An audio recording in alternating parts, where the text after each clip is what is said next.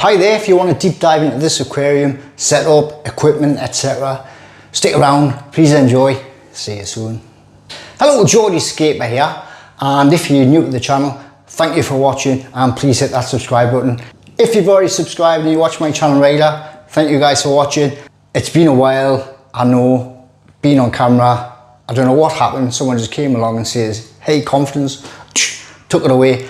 I thought it was time I got on and started talking to you guys again, because I've missed you, and I know I've been uploading videos more of a cinematic type thing, but yeah, I think I want to start talking on camera more, start with more advice, tips and all that sort of thing. Anyways, enough of that, let's get into the content of today's video. So what I'm going to do is just give you a rundown of this aquarium, everything from the lighting, plants, all the equipment and so on. There's actually a part 1 and a part 2 to this video. Part 1 actually me doing the hardscape process, part 2 the planting process. So now it's just a bit of an update and overview of everything I'm using on this tank. So hope you enjoy. Without further ado, let's get cracking. Okay, working from the top down, what we have here is the Chihiros RGB Vivid, which is a great light, fully controllable via app. Got a really good spectrum for growing plants, as you can see, colour rendition. So brilliant light, and you do buy these metal stands separate. So clip in the back, hang it, you can change the height. Brilliant light. Coming down to the tank itself, this is a Waterbox Clear 3620. So the 3620, I think it's 36 inches, 900 centimeters. Front to back, it is 50 centimeters. Height wise, it is 45. The tank holds around about 186 liters. It's ultra clear glass, 10 mil thick, and clarity is brilliant. Minimal silicone work. Inside the cabinet, I'll overlay some footage. I'm actually using a filter I've not used, and I've used a Wazi filters for ages, but this one, I wanted quite a bit of power, and I'll tell you why very soon. It is the Aquel Ultramax 2000, I think it is. So the filter's great, has a pre-filter. Downside is it doesn't have the inbuilt heater, but there is an actual heater hidden behind these small pieces of wood. Small. The CO2 system is all from CO2 Art, which I've had for a while now. Reliable, good quality, had no issues with it. So CO2 Art, yeah, brilliant regulator, brilliant system. And I've also running with the stainless steel diffuser as well, which is, I really like these diffusers. If you've been following us for a while, you know I do prefer to use stainless steel these days. So again, stainless steel, we have the pipe set. I wanted really good flow and circulation. Part of the reason of that is obviously getting the CO2, getting all the nutrients around the tank, but another reason is to get some movement in the plants, because that's a big part of this aquascape, and again, I'll explain more about that. So with it being a jet type nozzle, I can direct that, and there's loads of movement with the Ferns, so ideal. So that's the hardware covered, the filtration, heating like I seen earlier. We've actually got a heater hidden at the back there, and it's all running the system really well, so very happy. This is a tank I've been wanting to do for years, and I was trying to hold out till I got a larger tank lengthwise, 4 foot, 6 foot. I didn't think that was going to happen anytime soon, so I decided to do it in this 90 centimeter. So the concept itself, the composition, the planting arrangement, etc. It is actually based on my favorite ever aquarium, and probably one of the most famous aquariums in the world, and it's Mr. Takashi Amano's aquarium, which was built in his home, which is 4 meters long, so slightly smaller. The appeal, it's just the epitome of nature aquarium. I've done it again, I've said words I just don't say. Epitome? Oh, you can tell I've been reading a lot. So everything Takashi Amano learned regarding the equipment he helped develop over the years, such as the lighting, everything you learn from nature itself, and through trial and error, through the aquariums you've had, he got this aquarium built in his home using all this concept. So it's an amazing aquarium. It's in this book here. I'm not sure if you can see it, but again, I'll overlay some footage of the actual aquarium. I do believe it had one major change as far as hardscape goes, but once it had that change, it's had the same hardscape and the same concept for years. It was initially created in 2001, survived numerous earthquakes. As you know, Japan suffers from earthquakes. Yeah, so something I've wanted to do for years was just recreate this to the best of my ability. capture the essence of that aquarium. So hopefully when you see it, you think, that looks like a Marno's home aquarium. So the wood is XXL bogwood. So get some sort of structure which was recognisable as Mr. Marno's home aquarium. And I think the main feature was this focal point here. So you'll see that was the main focal point, so it's a nice clear gap. Ferns are want going in this direction, and that shows the flow. So there's certain spots in the aquarium where there are huge clumps of fern. In this case I'm using trident fern. Initially I did have narrowleaf fern, but the leaf was too broad, it just wasn't looking right and didn't have the feel of the original aquarium. Because what Takashi Amano used in his aquarium is a narrowleaf fern, but it's known as needleleaf fern, and I think it's virtually impossible to get now. Really long, thin, needle-like leaves, which look amazing in the original aquarium. So I decided to go trident fern because you've got the narrow leaf, even though it's a bit of a different shape. I think you get more of the feel and the flow with this type of fern rather than the original what I had in the narrow leaf fern. So you've got a really natural nature aquarium style look with the ferns and the bulbitis. The odd bits of Anubias petite put in there. And I've noticed in the original, I did study loads of different pictures of the original and watch some videos. I tried to grasp as many like plant types as what I could, and this is where I got in research what was grown immersed. Originally I was just going to go for the popular pothos plant, pothos, but I wanted a narrow leaf because pothos got like quite a broad heart-shaped leaf, while this one's got like a narrow leaf. So I was trying to find out what it is. Yes, so this plant is known as Epiprenum aplysia. That's my best shot, but obviously I'll overlay. And in the book when I was researching, it doesn't give what the plant is, it just says Philodendron species. So I think that was the old school name for this type of plant, but it's Philodendron Papua New Guinea, which is the aplysium. I don't know where I found that out, I can't remember, I've looked and looked, but I did come across it somewhere. At the back I actually screwed some brackets to the back of the wall. There's a trough-like pot with the plant in, and I've just attached it, tried to train it around the wood.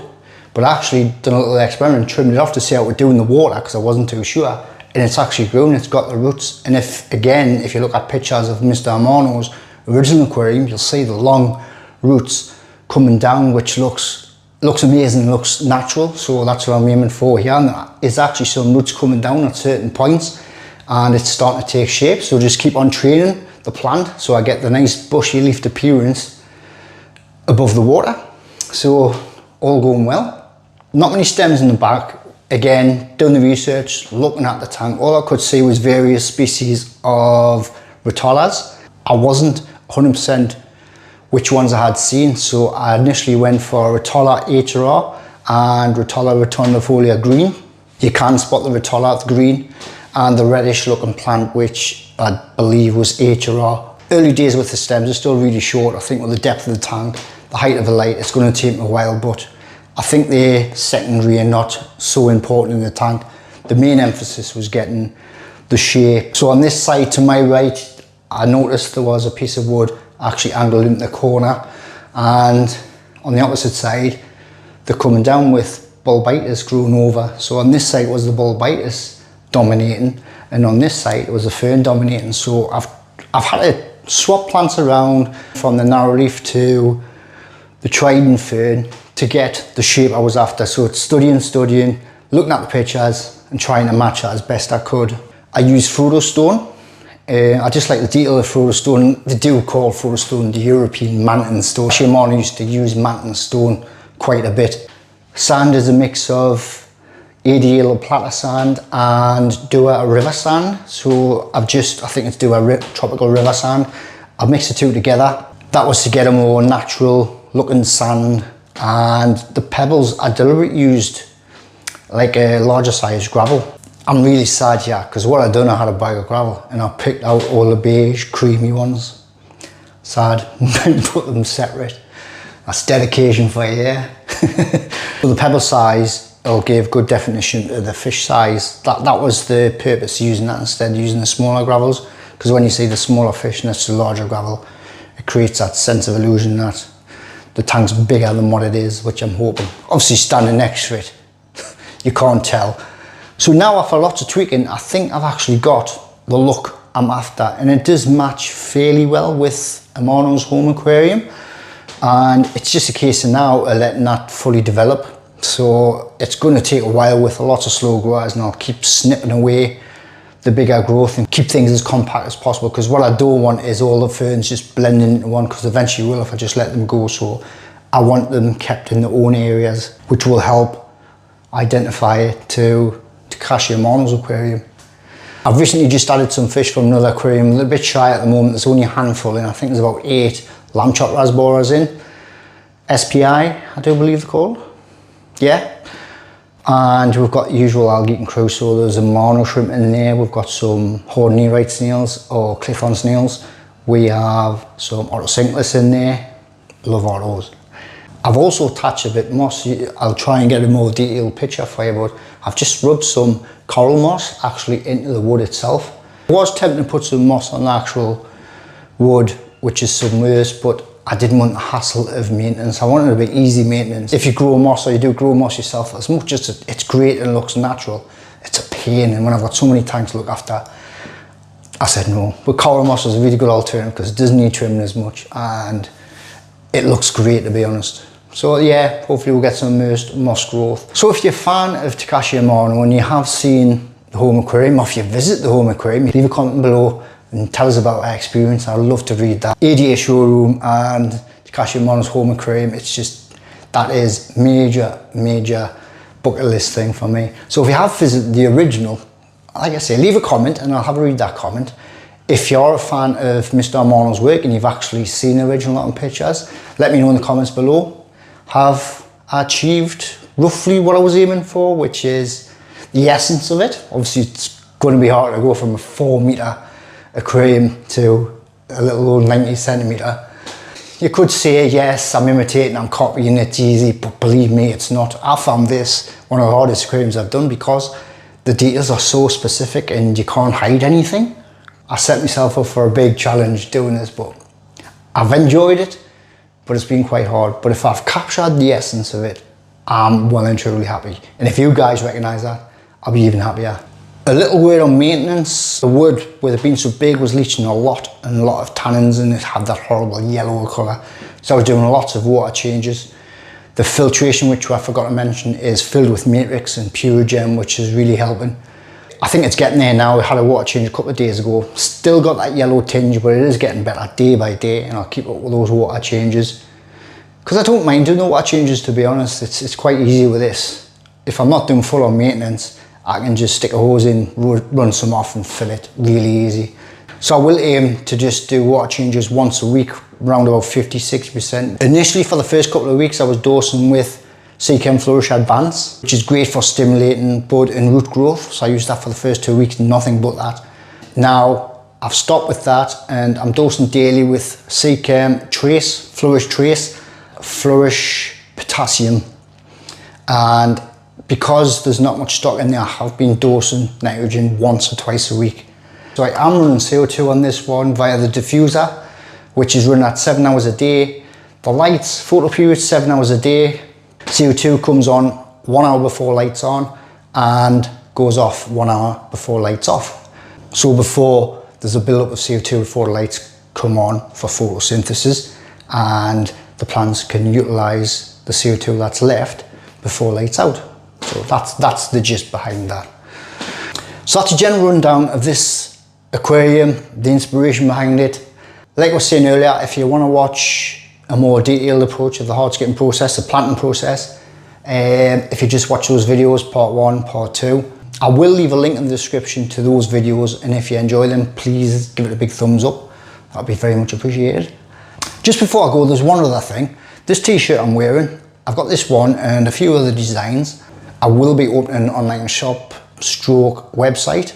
You can check those t-shirts out. It isn't launched yet. What I'm going to do when I reach 10k subscribers, which I may have done already, to celebrate that 10k, I'll be giving away 10 t-shirts plus some other goodies. Keep an eye out for that. Follow me on Instagram, all exciting stuff. So I'll keep you posted on how this aquarium develops over time. Also, there's some other scapes happening, and there's another aquarium, something a bit special for me and hopefully you guys. Probably next video, I'll let you know what that's all about. So stay tuned, subscribe, hit that notification bell for loads more content to come. Thanks for watching, guys. As always, really do appreciate it. Till next time, see you later.